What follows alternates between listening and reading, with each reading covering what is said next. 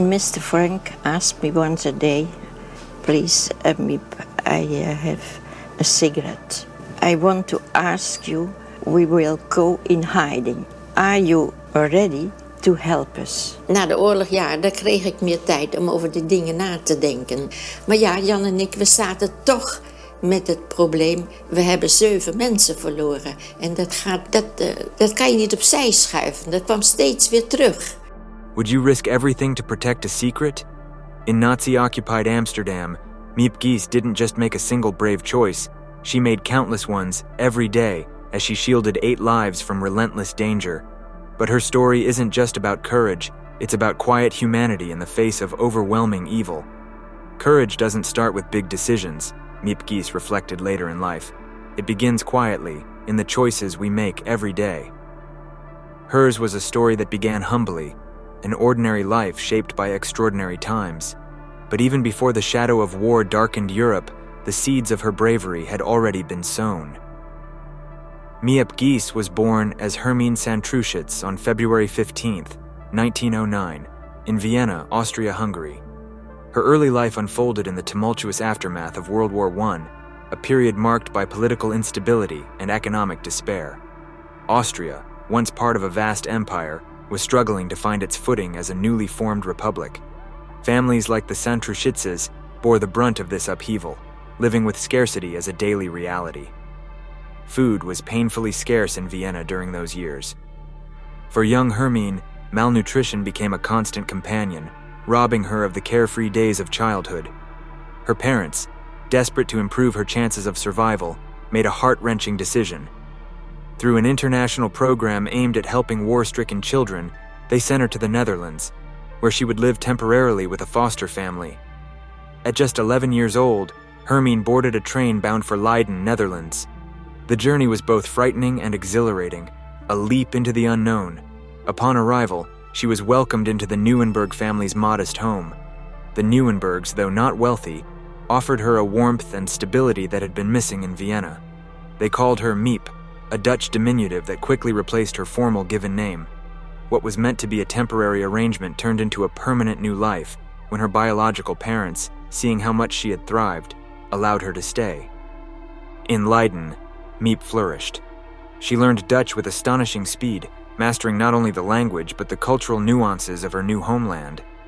By the time she reached her teenage years, Miep had fully embraced her Dutch identity. She was industrious, kind-hearted, and determined to make the most of the opportunities she had been given. At 18, she moved to Amsterdam in search of work. The bustling city offered her the chance to carve out an independent life, but the Great Depression made jobs hard to come by. For a time, Miep lived frugally, taking on whatever work she could find to support herself. Despite the challenges, she maintained a quiet optimism that would later define her character in darker times. In 1933, a chance opportunity changed her trajectory. Through an acquaintance, she learned about a secretarial position at a small company called Opekta. The business specialized in selling pectin, an essential ingredient for making jam. Miep's fluency in both Dutch and German made her an ideal candidate, and she was quickly hired. Opekta's manager was Otto Frank, a recent refugee from Germany. In 1933, Adolf Hitler had risen to power, and Otto, a German Jew, had seen the writing on the wall. He relocated his family, his wife Edith and daughters Margot and Anne, to Amsterdam, hoping to escape the wave of anti-Semitism sweeping across Europe. Otto was unlike any boss Miep had worked for before. He was meticulous yet compassionate, a man deeply committed to both his business and his family. Miep admired his calm demeanor and strong work ethic. Over time, she became more than just his secretary. She became a trusted confidant, and eventually, a friend to the entire Frank family. Miep's bond with the Franks extended beyond the workplace. She visited their home on occasion, sharing meals and conversations that left her charmed by the precocious Anne and her studious older sister Margot. Anne, in particular, fascinated Miep with her quick wit and boundless curiosity. Miep had no children of her own, but her maternal instincts found an outlet in her affection for the Frank girls. As Miep settled into her new job, her personal life blossomed as well. In 1936, she met Miep Gies, a tall, thoughtful social worker who shared her values of kindness and justice. Their courtship was unassuming but deeply meaningful. Jan admired Miep's tenacity and independence, while she was drawn to his quiet strength and compassion. The couple married in 1941, just months after the German occupation of the Netherlands began.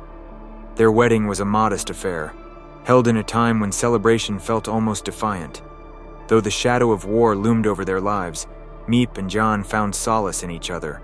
Their shared commitment to helping others would soon define the most perilous chapter of their lives.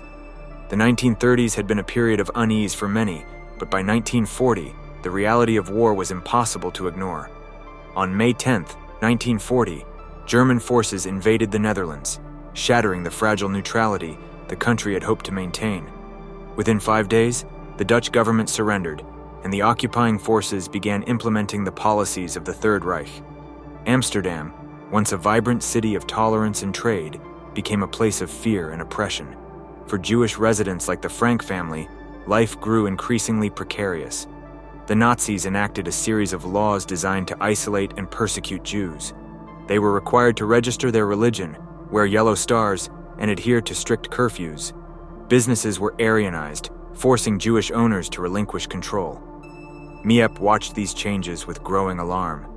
Her boss and friend, Otto Frank, now faced existential threats simply for being Jewish. Though Miep was not Jewish herself, she felt the weight of these injustices acutely. As the Nazis tightened their grip, she and Jan quietly began to discuss how they might help those at risk. Even before the Frank family went into hiding, Miep began taking small risks to push back against the tide of oppression. She refused to join Nazi-affiliated organizations and avoided interactions with collaborators whenever possible. Her moral compass was unwavering, guided by the belief that silence in the face of injustice was tantamount to complicity. At Opekta, Miep continued to work closely with Otto, who was already laying the groundwork for his family's eventual retreat into hiding. She noticed the strain on his face, the weight of worry that seemed to deepen with each passing day. Though he didn't say much at first, Miep sensed that Otto was preparing for something monumental. By the end of 1940, Miep's life had shifted in ways she could never have predicted. The quiet secretary from Vienna had become a witness to history, standing at the threshold of decisions that would define her legacy. For now, she carried on as before, doing her job, supporting her husband, and remaining a loyal friend to the Frank family. The choices Miep would face in the coming years were unlike anything she had ever imagined. Yet the values instilled in her from childhood, empathy, resilience, and an unwavering sense of right and wrong, would guide her through the darkness. In the small moments of her daily life, Miep was already preparing for the extraordinary role she would soon play in history. The rules kept changing, tightening like a noose, Miep Gies later recalled. Every day, the walls of freedom grew smaller until there was nowhere left to turn. As 1940 gave way to 1941, life in Amsterdam transformed from uneasy occupation to a full-fledged regime of oppression. For Miep and those she loved, the choice became clear: stand by or stand up. The summer of 1940 brought the harsh reality of occupation to the Netherlands. German soldiers patrolled the cobblestone streets of Amsterdam, their presence a constant reminder of the New World Order. What had once been a bustling, tolerant city now felt suffocating. Resistance efforts were beginning to bubble beneath the surface, but fear kept many silent. People whispered, wondering what might come next. For Miep, the changes were impossible to ignore. New rules came in quick succession: curfews, censorship, and a growing network of Nazi informants who seemed to lurk everywhere. The city she had come to love now felt alien, transformed into a stage for repression. Friends and neighbors she had known for years disappeared seemingly overnight, their absence explained in hushed tones. For the Jewish community, life became especially precarious. Shops were closed, bank accounts frozen, and livelihoods destroyed. Miep witnessed the heartbreak firsthand at work. Otto Frank's once thriving business was under threat. Like all Jewish-owned companies, Opekta faced Aryanization, a forced takeover by non-Jewish managers. Otto worked tirelessly to keep his business afloat, but the strain was evident. His optimism, a trait Miep had always admired, began to falter. He was not the same Otto, Miep would later say. The weight of the world was on his shoulders. Though not Jewish herself, Miep was deeply disturbed by the injustice unfolding around her. The growing restrictions placed on her Jewish friends felt like an affront to everything she believed in. "I could not understand how anyone could think of another human being as less than themselves," she said. Her marriage to John Gies in 1941 solidified her resolve. John, a social worker, was equally troubled by the occupation and the suffering it caused. The couple's shared values became a cornerstone of their partnership. They talked late into the night about what they were seeing and what they could do. Though they were just an ordinary couple with no political power or resources, they agreed on one thing: they would not be complicit in the face of injustice. Miep and John married on July 16, 1941, in a modest ceremony attended by close friends and family. There was no lavish reception, no extravagant celebration, just a simple gathering of people determined to find joy in a world increasingly defined by sorrow. Otto Frank, a close friend by then, attended the wedding with Edith and their daughters, Margot and Anne. For a brief moment, life felt normal again. Anne, just 12 years old at the time, was particularly thrilled to be part of the occasion. Always curious and full of energy, she peppered Miep with questions about her dress, her flowers, and what married life might be like. Miep found Anne's enthusiasm infectious. "She had this wonderful ability to make you forget everything else," Miep later said, "even the war." The wedding was a moment of light in an otherwise dark time. It was also a turning point for Miep and Jan. From that day forward, they faced the challenges of occupation not as individuals, but as partners. Their love became a source of strength, something to hold on to as the world around them continued to unravel. By late 1941, the Nazis had begun implementing even harsher measures. Jewish families were required to register their religion, a precursor to the Yellow Star badges that would soon become mandatory. Deportations had not yet begun in full force, but the signs were there for those who were paying attention. Miep and John decided to take action, albeit in small, cautious ways.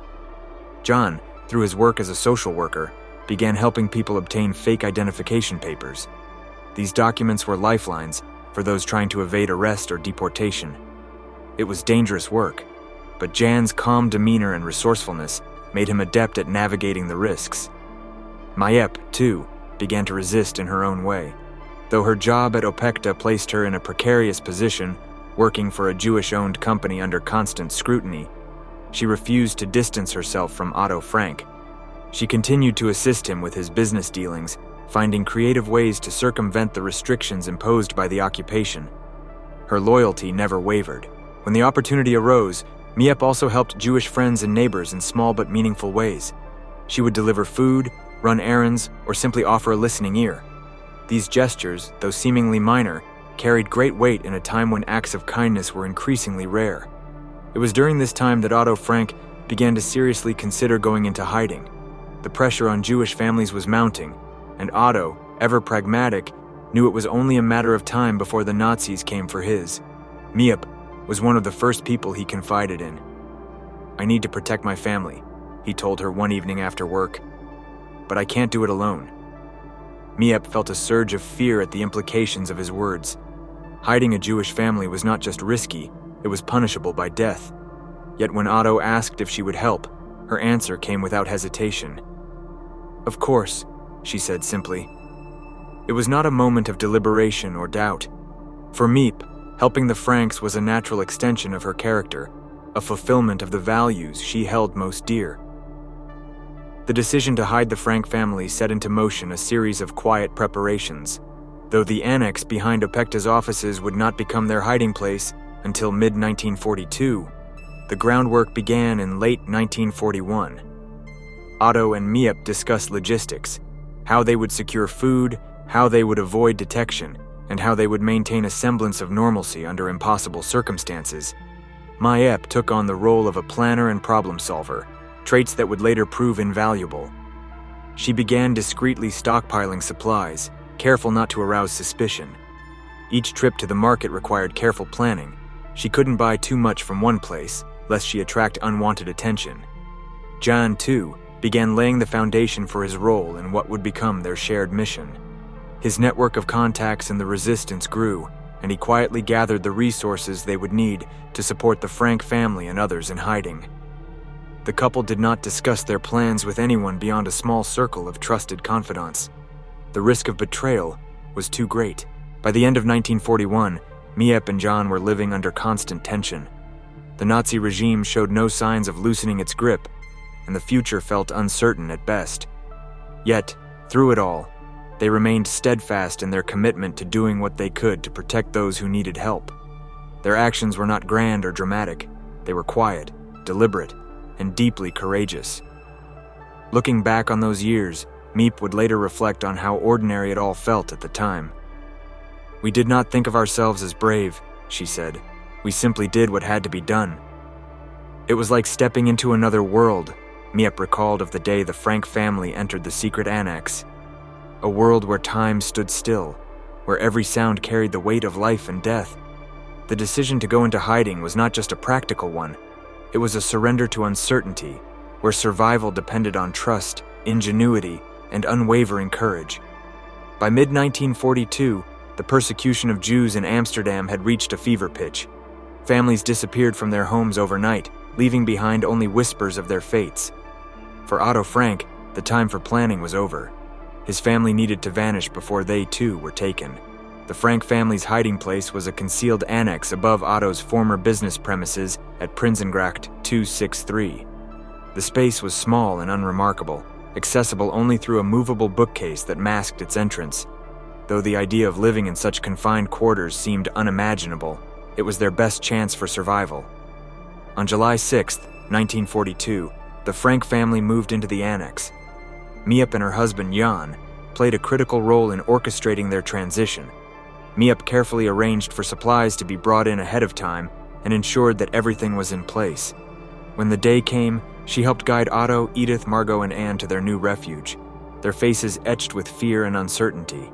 Not long after the Franks settled in, they were joined by the Van Pels family, Herman, Auguste, and their teenage son, Peter. Later, Fritz Pfeffer, a dentist and family friend, also took shelter in the annex. The addition of more people brought new challenges. Space was even tighter, tempers occasionally flared, and the constant need for silence tested everyone's patience. For Miep, these challenges only deepened her resolve. She became the linchpin of the group's survival, organizing food, supplies, and updates from the outside world. Every day she faced the danger of discovery as she walked the streets of Amsterdam, carefully procuring just enough from multiple shops to avoid suspicion. Life for the annex's residents depended entirely on Miep and a small group of trusted allies, including Victor Kugler, Johannes Kleiman, and Bep Voskoil.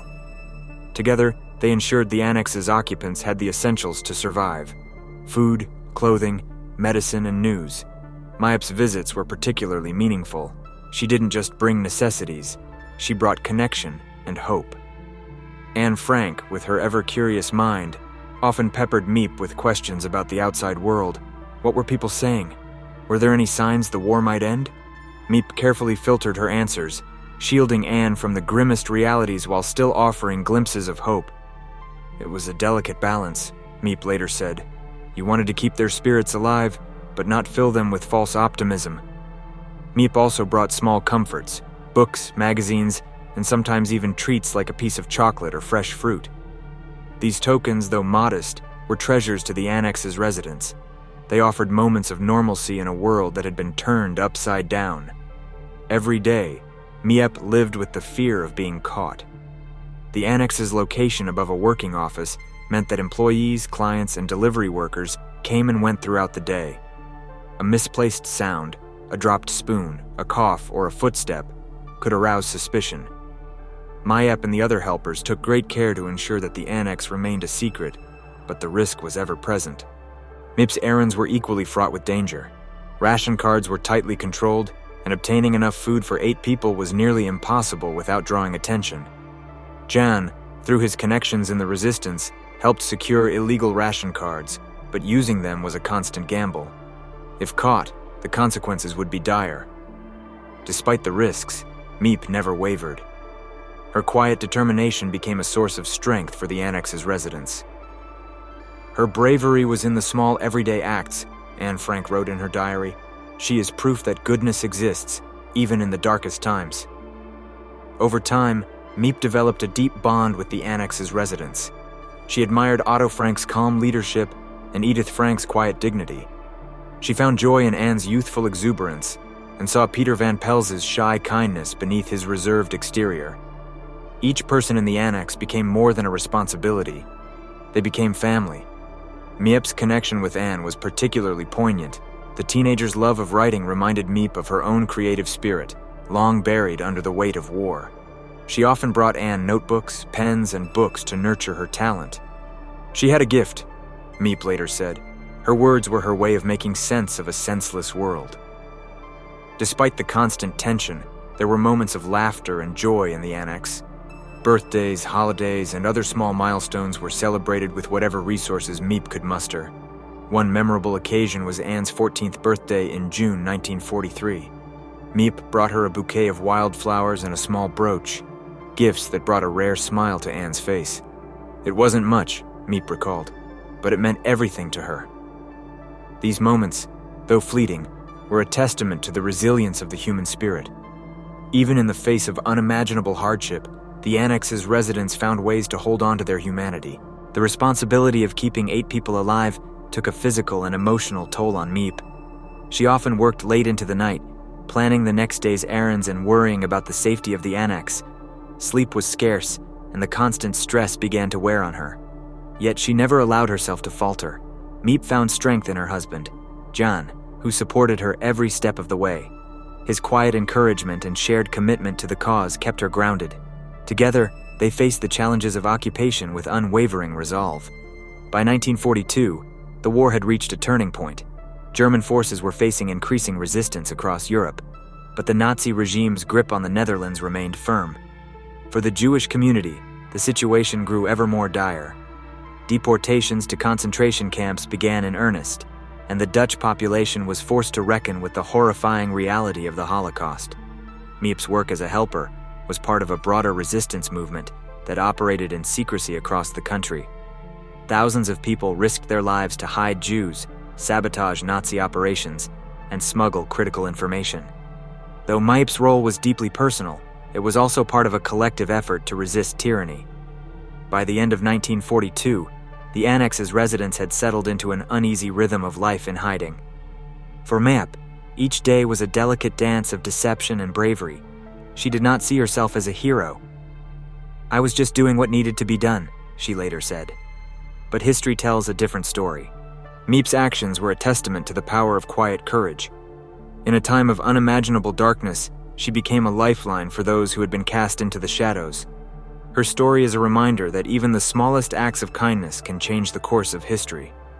Each day felt like a balancing act on the edge of a knife, Miep later reflected. One wrong step, and it would all be over. For them, for us, for everything we were trying to protect.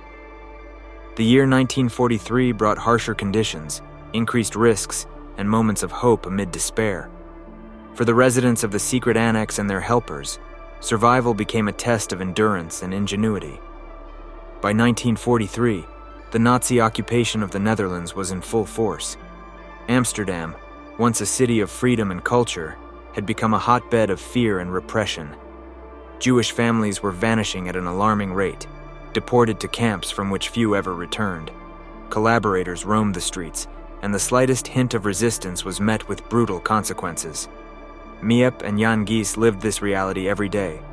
The dangers were not just theoretical, they were immediate and pressing. With food shortages worsening, even the simplest errands carried the risk of exposure. "I knew the streets had eyes," Miep said, "but we couldn't let fear stop us. The annex depended on us." Inside the annex, life settled into a tenuous routine. The 8 residents, Otto, Edith, Margot, and Anne Frank, Herman, Auguste, and Peter Van Pels, and Fritz Pfeffer, lived in constant silence during the day. Any noise could betray their presence to the workers in the warehouse below. Conversations were whispered, footsteps were muffled, and every creak of the floorboards carried the weight of dread. For Miep, the annex became a second home. She visited almost daily, bringing food, news, and occasional treats. Her presence was a lifeline, not just physically but emotionally. The residents clung to her updates from the outside world, desperate for any news of the war's progress. It was like being the keeper of hope, Miep recalled. I had to give them something to hold on to, even if it was just a glimmer. Anne, ever curious, bombarded Miep with questions about the outside world. What do people say about the war? Is it true the Americans are coming? Will we be free soon? Miep answered as truthfully as she could while shielding Anne from the harshest realities. She saw the young girl's need for optimism and did her best to nurture it. As the occupation dragged on, food became increasingly scarce. Ration cards were strictly controlled, and the black market grew both dangerous and expensive. Feeding 8 people in hiding required ingenuity and unwavering determination. Miep relied on multiple sources to gather supplies. She would visit different markets across the city, purchasing small amounts from each vendor to avoid suspicion. On days when supplies ran low, she shared her own food with the annex residents. Jan, through his connections in the resistance, secured illegal ration cards, but using them was a constant gamble. Discovery would mean arrest, or worse. Despite her efforts, there were days when the annex's pantry was nearly empty. The residents learned to ration every morsel, stretching meals as far as possible. We lived on the edge of hunger, Miep later said, but we never gave up. Amid the hardships, Miep and Jan found ways to bring moments of light to the annex. Birthdays and holidays were opportunities to remind the residents of their humanity, even in the darkest times. In March 1943, Peter Van Pels turned 16. Miep managed to find a small piece of chocolate, an impossible luxury in wartime, and presented it to him during one of her visits. "It's not much," she said, "but it's yours." Peter, shy and often reserved, broke into a rare smile. For a moment, the annex felt like a home rather than a prison. Anne's 14th birthday in June 1943 was another milestone. Miep brought her a notebook and a bouquet of wildflowers, knowing how much the young girl cherished writing. Anne was overjoyed, immediately beginning to fill the pages with her thoughts and stories. She was like a candle in the dark, Miep said. Her spirit kept everyone going. As the months wore on, the toll of her responsibilities became increasingly evident. She was often exhausted, juggling her work at Opekta with the demands of supporting the annex. The stress of constant danger weighed heavily on her, but she refused to let it show. She drew strength from Jan, whose quiet support kept her grounded. "We leaned on each other," she said. "When one of us faltered, the other would remind us why we were doing this." Their partnership became a source of resilience, allowing them to face the seemingly insurmountable challenges together. In 1943, the threat of discovery loomed larger than ever.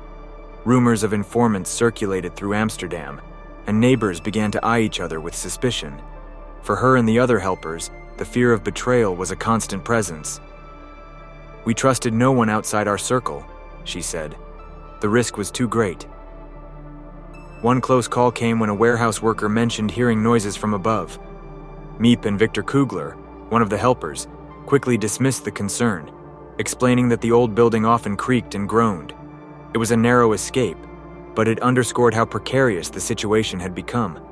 Outside the annex, the war raged on. The Dutch resistance grew bolder, sabotaging Nazi operations and spreading underground newspapers. Miep and Jan, though not directly involved in armed resistance, supported the movement in subtle ways.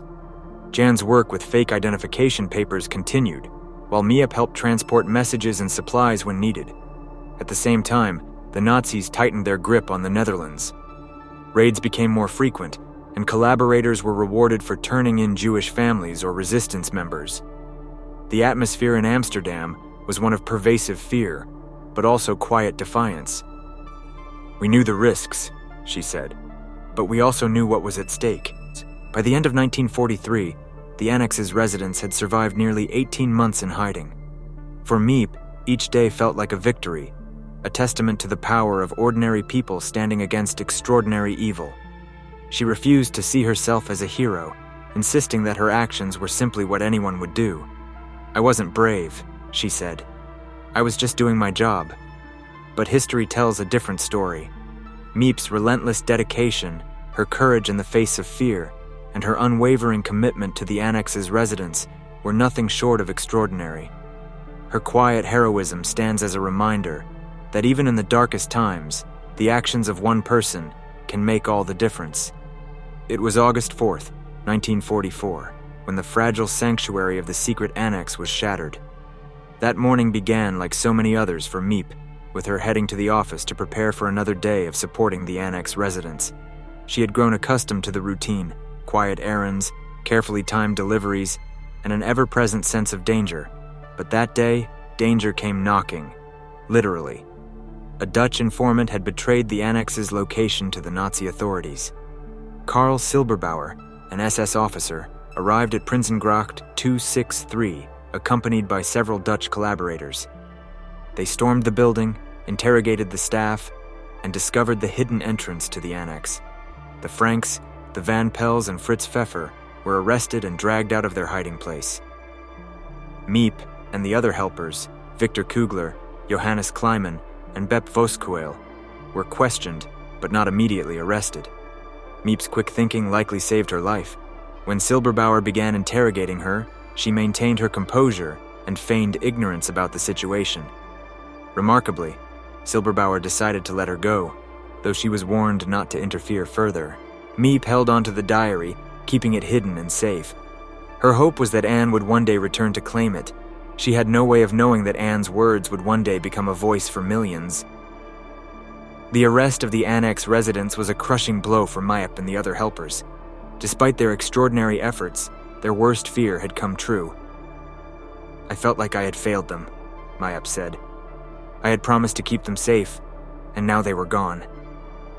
In the days and weeks that followed, Miep and Jan focused on survival. Though they were not arrested, they remained under scrutiny. Miep considered fleeing, but ultimately decided to stay in Amsterdam, where she continued to support the resistance in small but meaningful ways.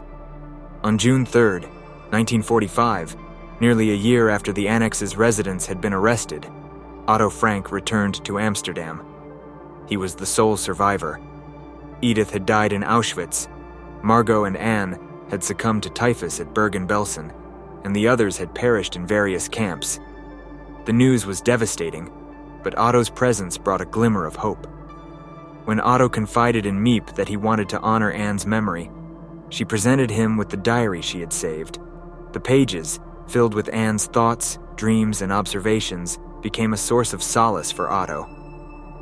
"Her voice lives on," he told Miep, "even if she is gone."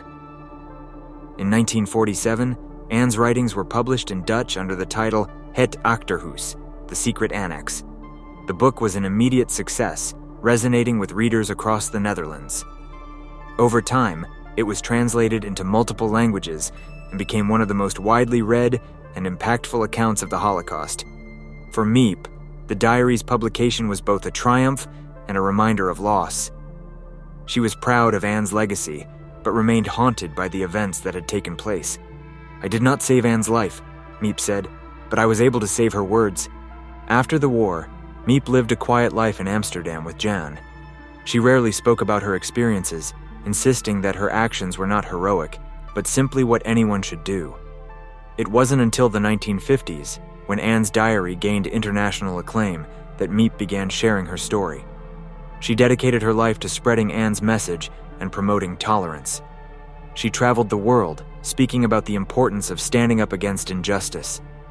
"Even ordinary people can make a difference," she often said. "You just have to choose to act." Miep passed away on January 11, 2010, at the age of 100. She lived long enough to witness the enduring impact of Anne's diary and the countless lives it touched. Her quiet courage and unwavering commitment to doing what was right remain an inspiration to this day. Through her actions, she showed that even in the darkest times, humanity can prevail. Her story is a reminder that small acts of kindness, driven by compassion and courage, can change the course of history.